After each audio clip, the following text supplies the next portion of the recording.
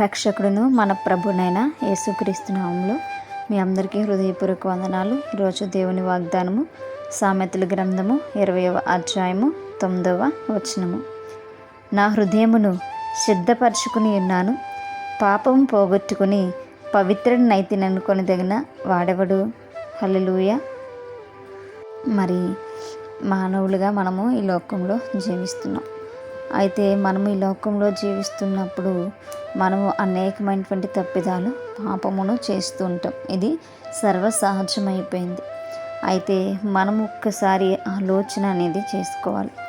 నాలో ఏ పాపం ఉంది, నాలో ఏ దోషం ఉంది, నేను నా దోషాన్ని కడుక్కునేటువంటి మార్గం ఏమిటి, నా హృదయము చెడుతో నిండిపోయి ఉందా, మంచిగా ఉందా, ఇలా అనేకమైనటువంటి ప్రశ్నలు మనల్ని మనం వేసుకునేటువంటి వారముగా ఉండాలి.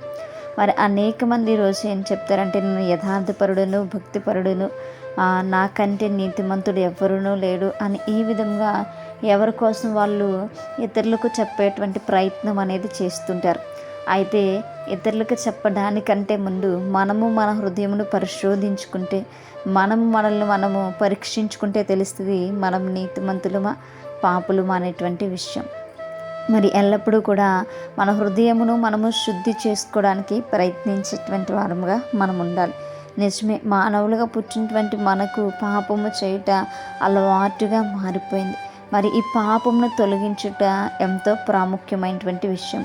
మరి మనం ఆ పాపము తొలగించేటువంటి దేవుని ఎరిగి ఉన్నాము కనుక ఎప్పటికప్పుడు మన హృదయంతో మనం చెప్పవలసినటువంటి విషయం ఏమిటంటే, మనం పాపంలో ఉన్నాము కనుక ఈ పాపము దేవుని యొక్క రక్తం చేత శుద్ధీకరించబడుతుంది అనేటువంటి విషయము చెప్పి పాపాన్ని ఒప్పుకొని పశ్చాత్తాప పొందేటువంటి హృదయము మనకు కలిగి ఉండాలి. మన యొక్క పాపమును మనం పోగొట్టుకుని పవిత్రులుగా అయ్యేటువంటి ఆలోచన మనకు ఉండాలి. ఎవ్వరూ అలా ఆలోచించరేమో, కానీ నిజ దేవుణ్ణి ఎరిగినటువంటి మనము ఆ విధంగా మనము ఆలోచించాలని దేవుని యొక్క వాక్య భాగం సెలవిస్తుంది. మన పాపాన్ని మనం శుద్ధి చేసుకుంటేనే దేవుని యొక్క రాజ్యంలోనికి ప్రవేశిస్తాం. మన హృదయంలో డాగులు మచ్చలు ఉంటే మనం దేవుని రాజ్యంలో ఎంత మాత్రం కూడా ప్రవేశించలేం. కనుక మనం ఎల్లప్పుడూ కూడా మరి మన యొక్క పాపమును కడుక్కోవడానికి, మన యొక్క దోషములను విడిచిపెట్టడానికి దేవుని సన్నిధానంలో దేవుని యొక్క వాక్యంతో ఎక్కువ సహవాసం అనేది మనం జరిగించాలి.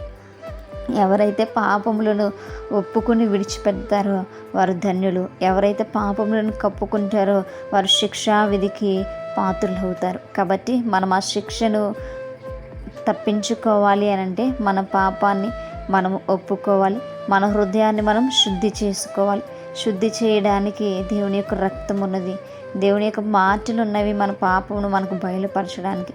కాబట్టి దేవుని యొక్క మాటలు మన హృదయంలో భద్రపరుచుకుంటూ ఆయన యొక్క రక్తమును మరి మన పైన మనం ఒప్పుకున్నట్లయితే మరి మన యొక్క పాపములు తొలగించబడతాయి, మనము శుద్ధిపరచబడతాము, మనం పవిత్రులుగా మార్చబడతాము. ఈ కోరిక మనకు లేకపోతే మనము నిష్ప్రయోజులుగా మరి మనం నరకానికి వెళ్ళిపోయేటువంటి వారం కొంటాం. అటువంటి జీవితం కాకుండా మనము మన యొక్క పాపములను ఒప్పుకొని విడిచిపెట్టి దేవుని యొక్క రాజ్యానికి వారసులుగా ఉండేలాగున దేవుడు తన యొక్క కృపను మనపై ఉంచి మన యొక్క పాపములన్నిటినీ శుద్ధిపరిచి మనల్ని పవిత్రులు చేయలాగున మనం ప్రార్థన చేద్దాం.